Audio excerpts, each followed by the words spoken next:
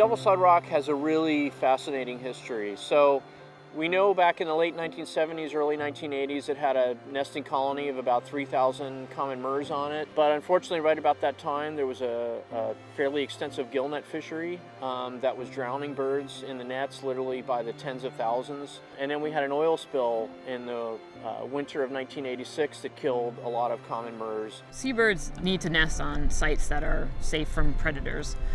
Typically those are areas that are off the mainland. Sea stacks like Devil's Slide Rock or islands are critical habitat for seabirds.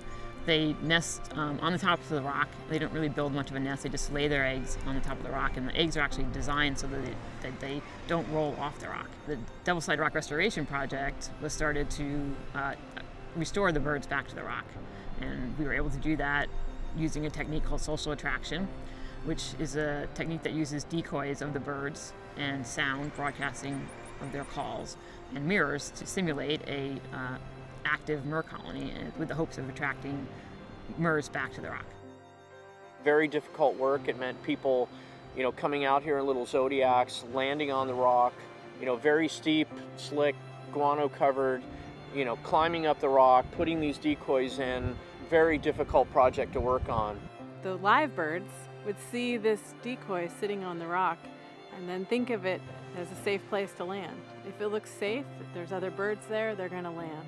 And it was amazing. It worked really well. Birds started coming back in the very first year. By the 5th year, we'd already reached our 10-year goal of 100, breeding murres on the rock. And then within the last few years, we're pretty much back to where the numbers were before. We're back up to about 3,000 murres. Low-flying aircrafts in particular can have a devastating effect on seabird colonies, in particular common murre colonies.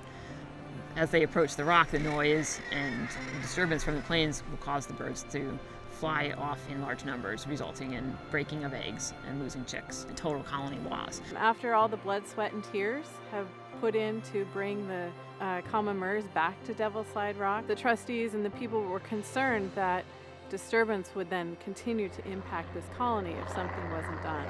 So the Seabird Protection Network was then born. It's a multi-agency collaborative that aims to protect and restore seabird populations breeding and roosting along the California coast. We have 3 program components. We're made up of monitoring, which is done by U.S. Fish and Wildlife, outreach, and coordinated management, and those are both overseen by the Greater Farallones National Marine Sanctuary.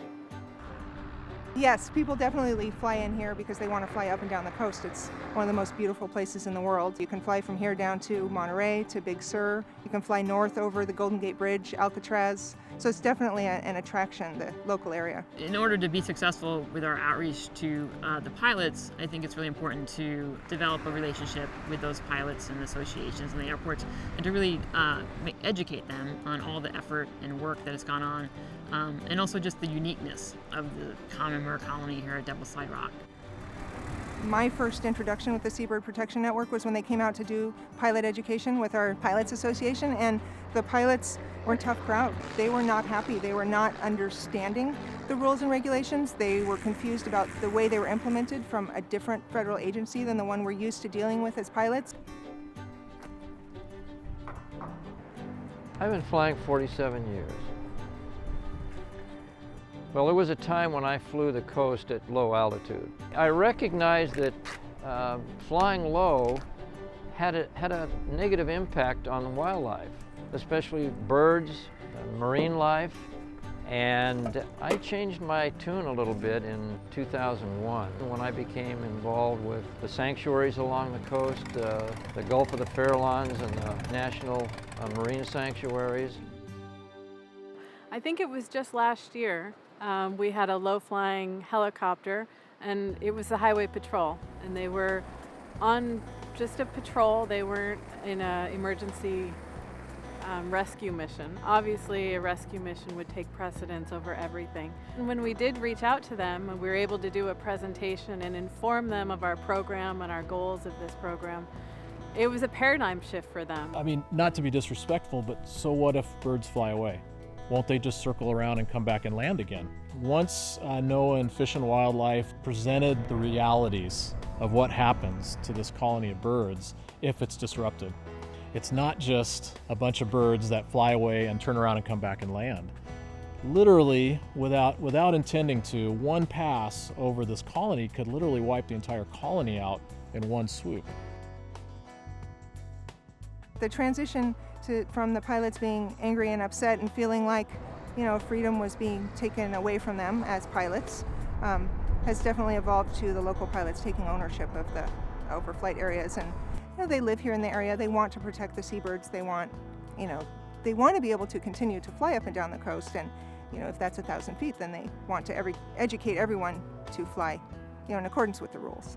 It's not so much flying low as it is the noise issue. And that's what's very disturbing to wildlife.